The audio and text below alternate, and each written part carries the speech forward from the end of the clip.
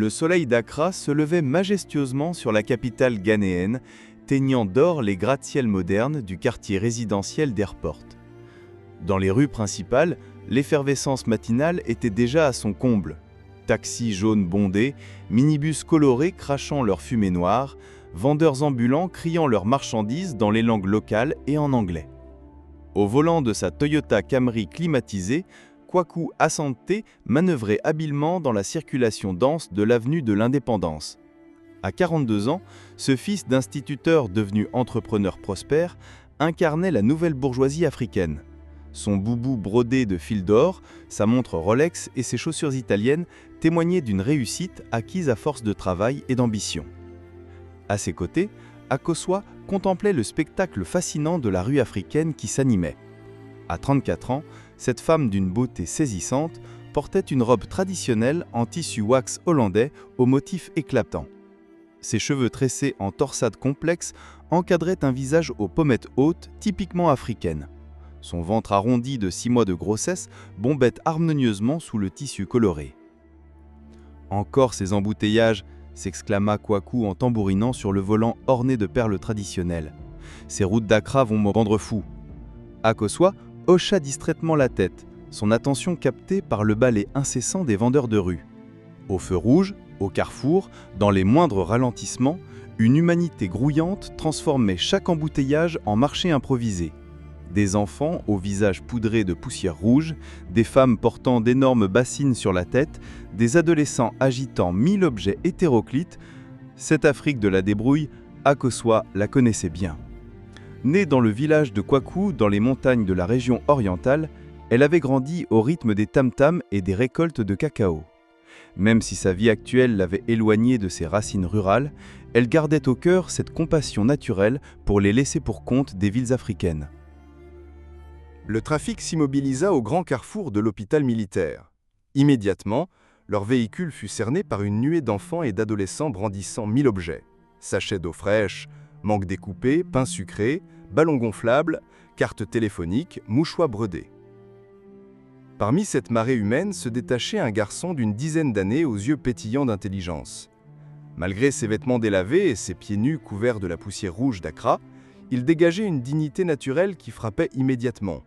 Ses cheveux crépus formaient une auréole autour de son visage expressif, et son sourire éclatant révélait des dents d'une blancheur parfaite. Dans ses mains noueuses, il tenait une grappe de ballons aux couleurs du drapeau ghanéen, rouge, or et vert, surmontée d'une étoile noire. « Madame, sœur, achetez des ballons pour la fête de l'indépendance !» s'écria-t-il en se plantant devant la vitre passager. Son français teinté d'accent local était celui des enfants d'Accra, mélange harmonieux des langues africaines et de l'héritage colonial. Akosua croisa son regard et ressentit aussitôt cette émotion inexplicable, comme un écho ancestral qui résonnait dans sa poitrine. « Kwaku, baisse ma vitre !» demanda-t-elle doucement. Son mari soupira d'exaspération, jetant un coup d'œil à sa montre ornée de motifs traditionnels. « Mais Akosua, nous sommes déjà en retard pour la réunion avec les investisseurs nigériens, et tu sais que je n'aime pas encourager. S'il te plaît, mon mari. » Le ton d'Akosua, empreint de cette autorité douce propre aux femmes africaines, ne souffrait aucune discussion. Kwaku obtempéra contre cœur, et l'air chaud d'Accra s'engouffra dans l'habitacle, apportant avec lui les odeurs mélangées de la rue africaine. Poussière latéritique, fumée de charbon, huile de palme, encens. « Comment vas-tu, mon enfant ?» demanda Akosua, avec une douceur maternelle instinctive. Le visage de l'enfant s'illumina d'un bonheur sincère. Peu d'automobilistes de la bourgeoisie d'Accra prenaient la peine de lui parler avec cette bienveillance authentique. « Je vais bien, madame, merci beaucoup », répondit-il avec cet accent du Grand Accra qui mélange harmonieusement les langues locales. « Comment tu t'appelles ?»« Kwame, madame, Kwame Mensah. » Ce prénom, traditionnellement donné aux garçons nés un samedi, résonna étrangement dans l'esprit d'Akosua. Et ce nom de famille, Mensah, pourquoi lui était-il si familier ? « Regardez mes ballons, madame, parfait pour votre petit qui arrive », dit Kwame en désignant le ventre arrondi d'Akosua. La perspicacité de l'enfant étonna la jeune femme. Sous sa robe ample, sa grossesse n'était pas si évidente. « Mon bébé n'est pas encore né », répondit-elle tendrement en caressant son ventre. « Et d'ici là, tes ballons auront dégonflé. » Kwame secoua vigoureusement la tête, ses boucles dansant dans la lumière matinale qui filtrait à travers les feuilles des flamboyants bords dans l'avenue. « Non, madame, Un ballon ne dégonfle jamais quand on en prend soin avec amour. C'est comme l'amour d'une maman africaine, ça dure pour l'éternité, même à travers les générations. » Ces mots, prononcés avec une sagesse qui dépassait largement son âge, frappèrent Akosua comme un coup de tonnerre. Dans la cosmogonie africaine, les enfants sont considérés comme des messagers des ancêtres. Cette parole résonnait comme une prophétie. « Tu vis où, Kwame ?» demanda Akosua, troublé par cette sensation de déjà-vu qui l'envahissait. « À Nima, madame, avec ma grand-mère. C'est un peu loin, mais je viens ici tous les jours parce que les gens du quartier Airport sont généreux. » Nima, ce quartier populaire du nord d'Accra, surnommé Moscou par ses habitants, était un monde à part. Ghetto urbain où se mélangeaient les communautés du Nord-Ghana dans une mosaïque culturelle fascinante, mais précaire. « Et tes parents ?» osa demander Akosua, bien qu'elle redoutât la réponse. L'expression de Kwame s'assombrit légèrement comme un nuage passant devant le soleil.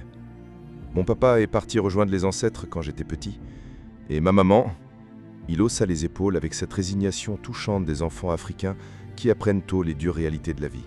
« Grand-mère dit qu'elle était très jeune et qu'elle n'a pas pu s'occuper de moi. Mais elle dit aussi que toutes les mamans africaines aiment leur enfant, même quand les esprits les séparent. » Ces mots transpercèrent le cœur d'Akosua comme des sagailles acérées. Le feu passa au vert et les klaxons commencèrent leur concert habituel derrière eux. « Combien pour un ballon ?» demanda-t-elle rapidement, la voix légèrement tremblante. « 5 cédis, madame. » Elle fouilla dans son sac en cuir de crocodile et en sortit un billet de 50 cédis, l'équivalent d'une semaine de revenus pour un enfant des rues. « Garde tout, mon enfant, » dit-elle en prenant un ballon aux couleurs nationales. Les yeux de Kwame s'écarquillèrent de stupéfaction. 50 cédis représentaient pour lui une aubaine extraordinaire. « Madame, c'est trop! Les ancêtres vont vous bénir, vous et votre famille. » Alors que la voiture redémarrait, Akosua se retourna pour regarder le petit vendeur qui levait ses mains en signe de gratitude selon la tradition africaine. Une émotion inexplicable lui serrait la gorge, comme si les esprits de ses ancêtres tentaient de lui transmettre un message qu'elle n'arrivait pas à décoder. 50 cédis pour un ballon à 5 cédis, s'étonna Kwaku. Akosua, ce n'est qu'un vendeur ambulant. Si tu commences, ce n'est pas un simple vendeur ambulant, coupa-t-elle avec une fermeté qui surprit son mari. C'est un enfant qui lutte pour sa survie avec dignité. Il y a une différence. Dans la tradition africaine, la générosité envers les démunis est une valeur cardinale. Mais Kwaku, formé à l'école occidentale de l'efficacité économique, voyait d'un mauvais œil cette sentimentalité excessive de sa femme. « Tu deviens trop émotionnel depuis ta grossesse », grommela-t-il en engageant la voiture sur la route de Spintex. « Ces hormones te font perdre la raison. » Akosua ne répondit pas, mais au fond d'elle-même, elle savait que ce qu'elle ressentait dépassait largement les simples fluctuations hormonales. Ce petit Kwame avait réveillé en elle des échos douloureux qu'elle croyait avoir définitivement enterrés. Ce soir-là, dans leur villa climatisée d'East Legon, Akosua ne parvint pas à trouver le sommeil. Allongée sous la moustiquaire, elle écoutait le chant nocturne des grillons et des geckos qui ponctuaient la nuit tropicale. Les paroles de Kwame résonnaient en elle comme un mantra obsédant. 15 ans plus tôt, elle aussi avait dû abandonner un enfant. Un petit garçon qu'elle avait appelé Kwame, comme le voulait la tradition pour les bébés nés un samedi. Un enfant qu'elle avait confié à sa belle famille avant de refaire sa vie. Les souvenirs déferlaient maintenant comme les eaux tumultueuses de la Volta en crue, emportant les barrages que 15 années d'oubli volontaire avaient patiemment construits. Akosua se revoyait à 19 ans, fille d'un planteur de cacao de Kwahu, follement amoureuse d'un homme qui allait bouleverser sa destinée. Kofi Mensah, le même nom de famille que le petit vendeur, avait 26 ans quand elle l'avait rencontré lors du festival annuel de l'igname dans son village natal. Descendant d'une lignée de chefs traditionnels côtiers, il incarnait cette fierté africaine ancestrale qui fut chavirer les cœurs des jeunes filles des montagnes. Kofi était différent des autres prétendants que lui présentait sa famille. Instruit à l'université de Legon, parlant couramment plusieurs langues africaines, il portait avec élégance aussi bien le tissu traditionnel que le costume occidental. Surtout, il avait cette vision panafricaniste qui enflammait la jeunesse ghanéenne des années 2000. Leur rencontre s'était faite selon les règles ancestrales. Pendant la cérémonie des premières ignames, Akosua dansait la danse traditionnelle, ses hanches ondulant au rythme des tambours et des cloches. Kofi, venu accompagner des amis de l'université, n'avait pu détacher ses yeux de cette jeune beauté qui incarnait toute la grâce africaine. « D'où viens-tu » lui avait-il demandé dans un dialecte parfait, malgré ses origines côtières. Cette maîtrise des langues ghanéennes avait immédiatement séduit Akosua. Dans une Afrique de plus en plus occidentalisée, rencontrer un jeune homme qui honorait ainsi la diversité culturelle du continent était exceptionnel. Leur histoire d'amour naissante se heurta rapidement aux résistances familiales. Les montagnards de Kwaou et les populations côtières d'Accra entretenaient des relations complexes, marquées par des siècles de rivalité commerciale et territoriale. Pour la famille d'Akosua, planteur prospère dans les collines cacaoyères, ce prétendant urbain sans patrimoine foncier ne convenait pas.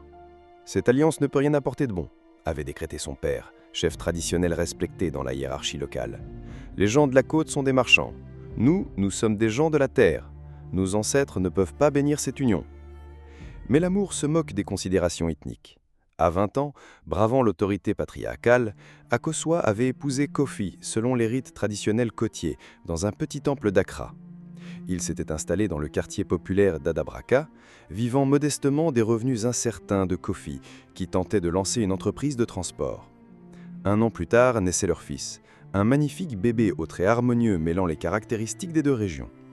Né un samedi, il reçut naturellement le prénom de Kwame selon les traditions ghanéennes. Pour la jeune maman de 21 ans, c'était l'accomplissement de tous ses rêves africains. Une famille unie défiant les préjugés tribaux.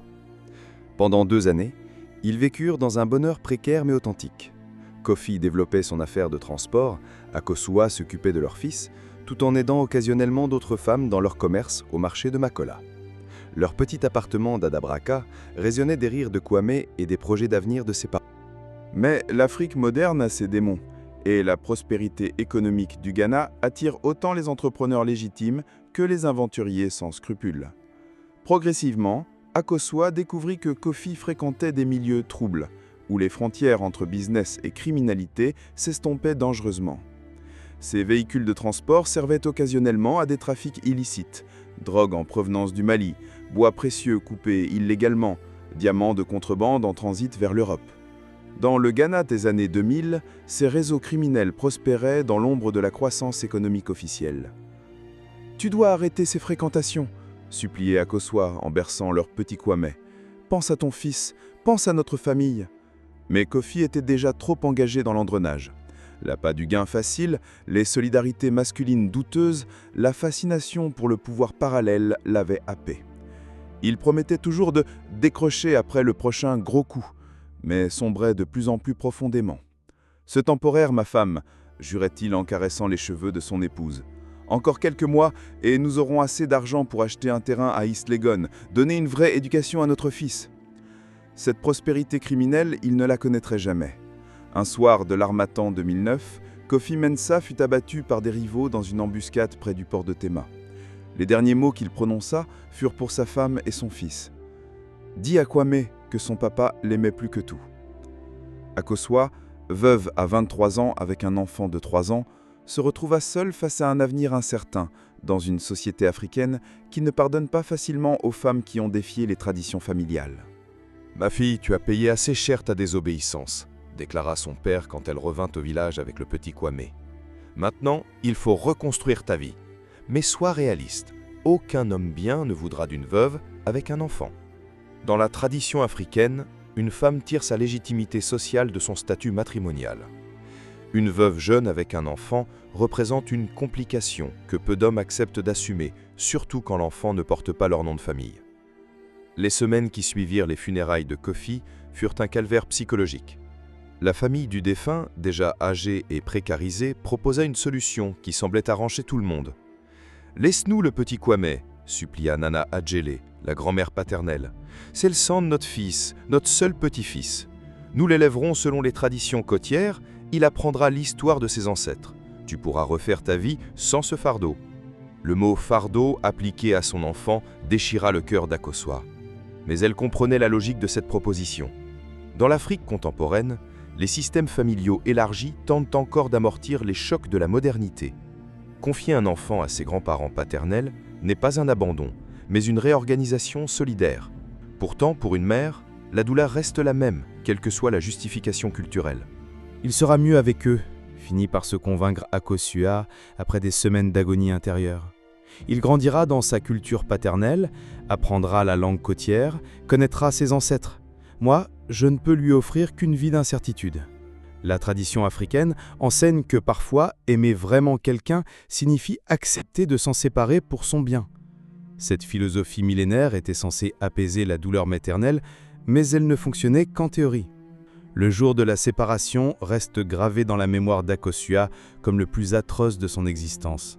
Kome avait 3 ans et demi, un âge où les enfants comprennent sans pouvoir encore analyser leurs émotions. « Maman va voyager un peu », lui avait-elle expliqué en le serrant contre elle une dernière fois. « Tu vas rester avec grand-mère Adjele et elle va te raconter les histoires des ancêtres. Tu vas devenir un grand garçon. » Les petites mains de Kome s'étaient accrochées à sa robe traditionnelle comme des lianes à un tronc d'arbre, comme s'il pressentait intuitivement que ce départ était différent des autres. « Maman, tu reviens demain ?» avait-il demandé, dans ce mélange de langues qui caractérise les enfants d'Accra élevés dans des familles multiethniques. Akosua n'avait pas pu répondre. Les mots s'étranglaient dans sa gorge, étouffés par une douleur plus forte que toutes les sagesses ancestrales. « Bientôt, mon cœur !» avait-elle menti. « Maman revient bientôt !» Quand elle avait franchi le seuil de la concession familiale, ses pleurs avaient éclaté avec une violence qui bouleversa tout le quartier d'Adabraka. Selon la tradition, les femmes africaines expriment leur douleur sans retenue, laissant les émotions couler comme les pluies de mousson. Les mois qui suivirent furent une descente aux enfers psychologiques. De retour dans sa famille, Akosua sombra dans une mélancolie profonde que seules les prières et les rituels traditionnels parvinrent progressivement à atténuer. Les cérémonies de purification, les consultations des devins, les décoctions de plantes médicinales, toute la pharmacopée spirituelle africaine fut mobilisée pour sa guérison. « Les ancêtres ont des projets pour toi », lui assura le chef traditionnel qui officiait comme guérisseur spirituel. « Cette épreuve te prépare à un destin plus grand. Fais confiance à la sagesse des esprits. » Petit à petit, Akosua remonta la pente. Elle reprit ses études interrompues par son mariage précoce, obtint un diplôme en économie à l'université de Cape Coast, trouva un emploi dans une banque d'Accra spécialisée dans le financement de l'agriculture. Ses parents, qui l'aimaient malgré sa désobéissance, commencèrent discrètement à lui chercher un nouveau parti. Dans la société africaine, une femme accomplie mais célibataire reste un projet inachevé que la famille se doit de mener à son terme. « Nous ne dirons rien de ton premier mariage », avait décrété sa mère avec ce pragmatisme maternel africain. « Pour tout le monde, tu seras une jeune femme moderne qui a d'abord privilégié ses études. » Cette reconstruction identitaire était le prix à payer pour sa réhabilitation sociale. Akosua accepta cette amnésie organisée, consciente qu'elle était la seule voie vers un avenir respectable dans l'Afrique contemporaine. C'est ainsi qu'elle rencontra Kwaku Asante lors d'une cérémonie traditionnelle dans la région d'Ashanti. Homme d'affaires prospère spécialisé dans l'exportation de cacao, il incarnait la réussite de la nouvelle bourgeoisie ghanéenne. Moderne sans renier ses racines, prospère sans ostentation vulgaire. Kwaku fut immédiatement séduit par cette jeune femme qui alliait harmonieusement beauté traditionnelle et intelligence moderne. Sa connaissance approfondie des langues ghanéennes, sa maîtrise des protocoles culturels et son diplôme universitaire en faisaient l'épouse idéale pour un homme ambitieux. Il ne soupçonnait pas que cette élégance naturelle et cette maturité précoce étaient le fruit d'épreuves qui avaient forgé son caractère dans les larmes et la résilience. Leur mariage fut célébré selon les fastes de la tradition africaine, dans le respect scrupuleux des rites ancestraux.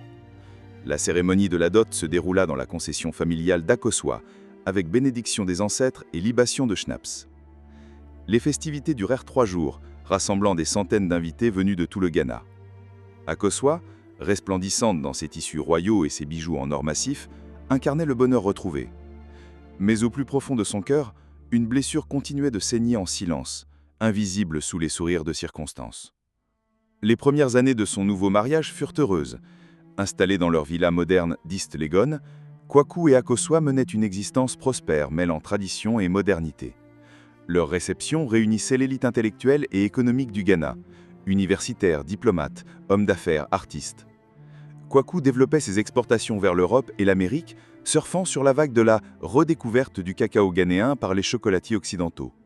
Akosua gérait la comptabilité de l'entreprise familiale tout en s'impliquant dans diverses œuvres caritatives. Mais malgré cette réussite apparente, quelque chose manquait à son épanouissement. Chaque fois qu'elle croisait un enfant de l'âge qu'aurait eu son Kwame, son cœur se serrait. Chaque fois qu'elle entendait parler de Nima ou d'Adabraka, ces quartiers populaires où elle avait vécu ses premières amours, une nostalgie douloureuse l'envahissait. Elle prenait discrètement des nouvelles de son fils par l'intermédiaire de connaissances communes, mais toujours de façon détournée pour ne pas éveiller les soupçons de son nouveau mari. « L'enfant va bien », lui confirmait-on évasivement. « Il grandit normalement chez sa grand-mère. » Ces informations lacunaires ne suffisaient pas à apaiser son angoisse maternelle. Mais elle n'osait pas en demander davantage. Le pacte du silence était le fondement de sa nouvelle existence. Pendant ce temps, à quelques kilomètres de là, dans le labyrinthe des ruelles de Nima, un petit garçon grandissait dans des conditions bien différentes. Kwame Mensah, maintenant âgé de 12 ans, vivait avec sa grand-mère Adjele, dans une chambre de la grande concession familiale où s'entassaient 3 générations. La mort du grand-père, survenue 3 ans plus tôt, avait considérablement compliqué leur situation. Les ressources familiales s'amenuisant, certains membres de la famille commençaient à considérer l'enfant comme un fardeau économique. « Pourquoi gardons-nous cet enfant ?» murmurait l'oncle lors des conseils de famille. « Sa mère l'a abandonné, elle ne donne plus de nouvelles depuis des années. Nos propres enfants manquent déjà de tout. » Dans les quartiers populaires d'Accra, la solidarité familiale traditionnelle s'étiole sous la pression de la précarité urbaine. Les systèmes d'entraide ancestraux peinent à fonctionner dans des environnements où la survie quotidienne devient un défi permanent. Seule Nana Adjele s'opposait farouchement à ces suggestions d'abandon. « C'est mon petit-fils !» s'écriait-elle avec cette véhémence que seule la détermination grand-maternelle peut mobiliser. « Le sang de mon Kofi ! Tant que les ancêtres me donneront la force, je ne l'abandonnerai jamais !» Mais la pression économique était de plus en plus lourde.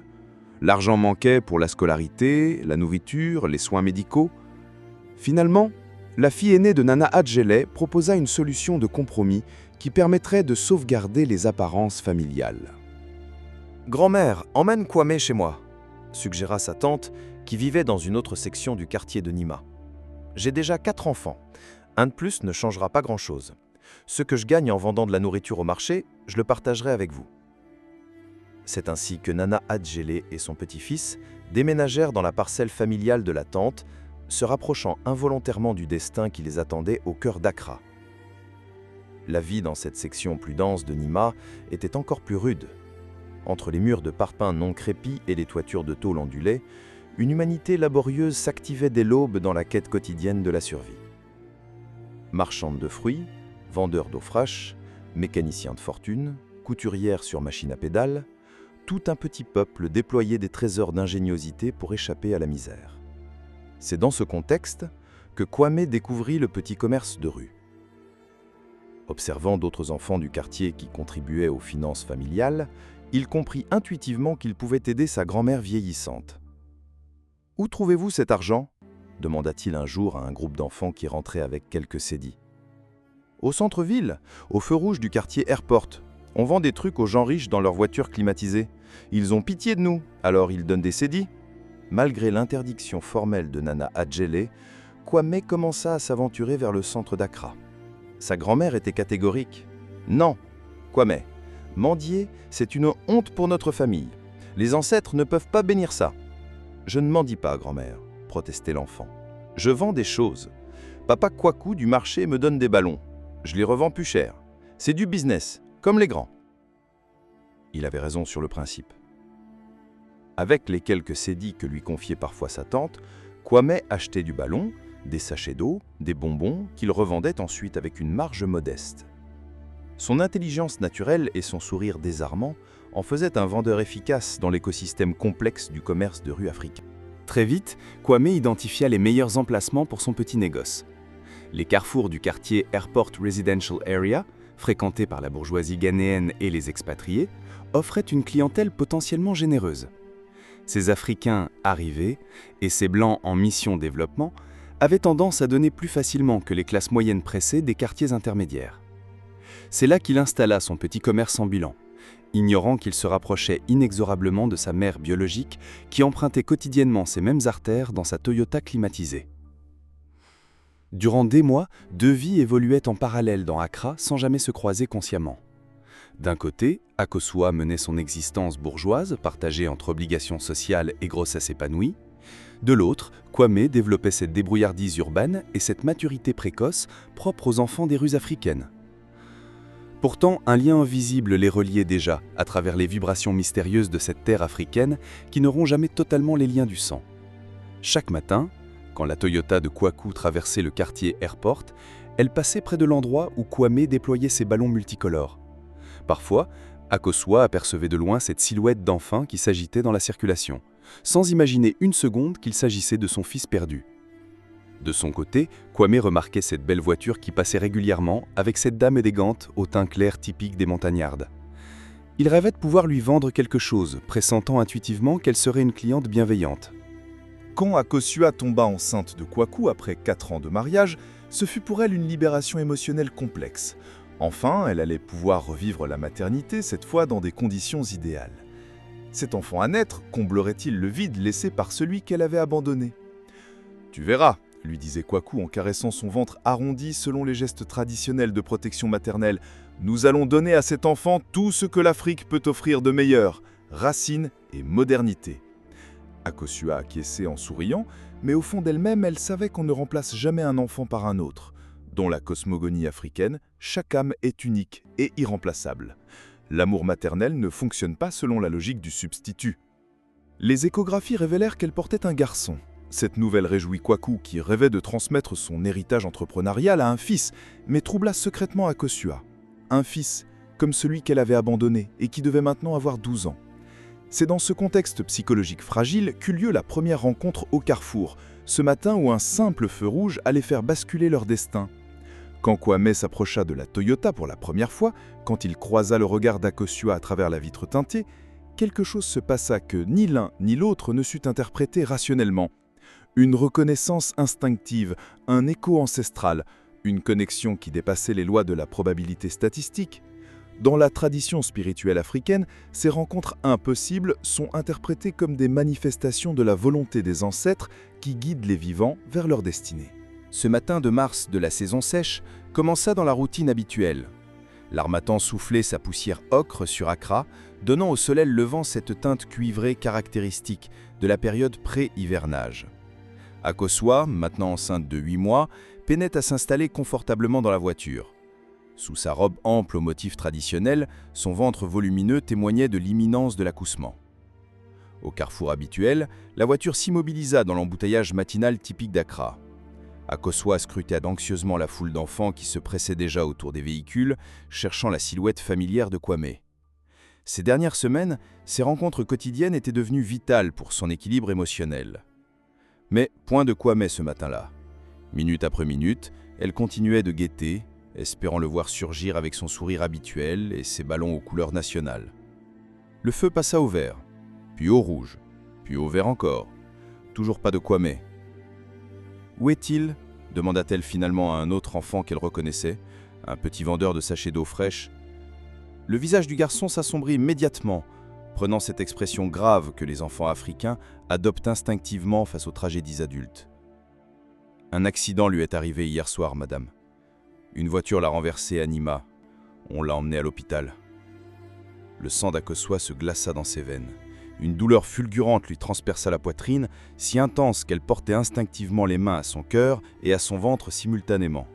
« Comment va-t-il » balbutia-t-elle, déjà redoutant la réponse. « Les gens disent que c'est très grave, madame. On dit que sa tête est cassée. »« Kwaku, fais demi-tour !» ordonna Akosua d'une voix qui ne souffrait aucune contestation. « Quoi ? Mais Akosua, nous sommes en retard et... Fais demi-tour maintenant !» explosa-t-elle avec une violence qui sidéra son mari. Jamais Kwaku ne l'avait vue dans un tel état. Le visage décomposé, les mains tremblantes, elle semblait possédée par une force qui la dépassait. Dans la tradition africaine, ces manifestations émotionnelles soudaines sont parfois interprétées comme des interventions spirituelles. « Allons à Nima !» ajouta-t-elle plus calmement, mais d'un ton qui ne tolérait aucune discussion. « Nima ? Pourquoi veux-tu aller dans ce bidonville ? Je dois voir sa famille. Je dois savoir comment il va. » Kwaku était complètement dépassée par cette réaction disproportionnée.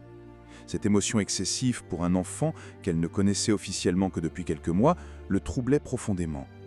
Dans sa logique d'homme d'affaires pragmatique, cette sentimentalité lui paraissait irrationnelle. « Akosua, sois raisonnable. Tu es enceinte de 8 mois. Ce n'est pas le moment d'aller.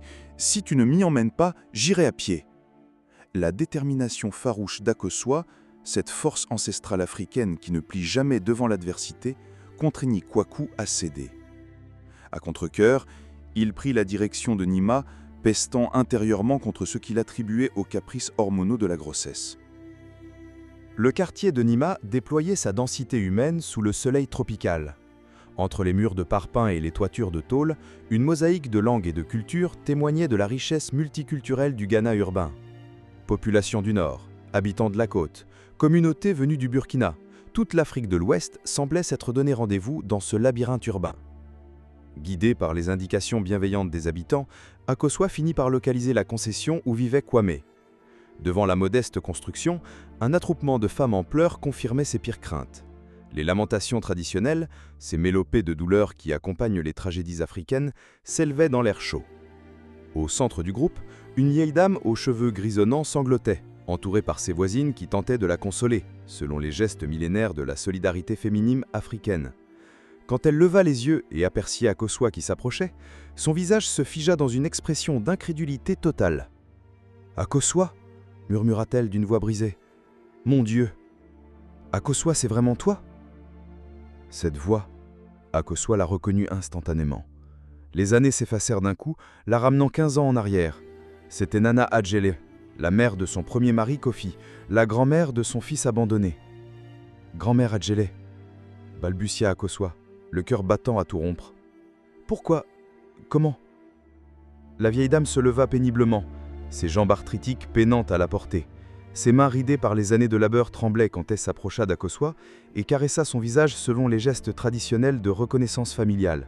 « Mon enfant, tu ne sais pas ?» Sa voix se brisa davantage. « Ce petit Kwame qui vend des ballons au carrefour, c'est ton fils. C'est ton fils, ma belle-fille. » Le monde bascula autour d'Akosua.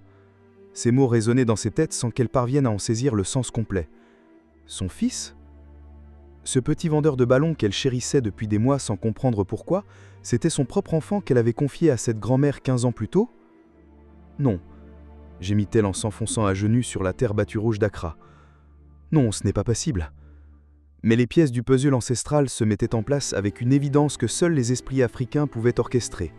Le prénom Kwame qu'elle avait donné à son fils selon les traditions, ce nom de famille Mensa qu'elle avait porté durant son premier mariage, cette grand-mère avec qui il vivait, ces traits du visage qu'elle trouvait familiers sans pouvoir les identifier, mélange harmonieux de ses gènes et ceux de Kofi.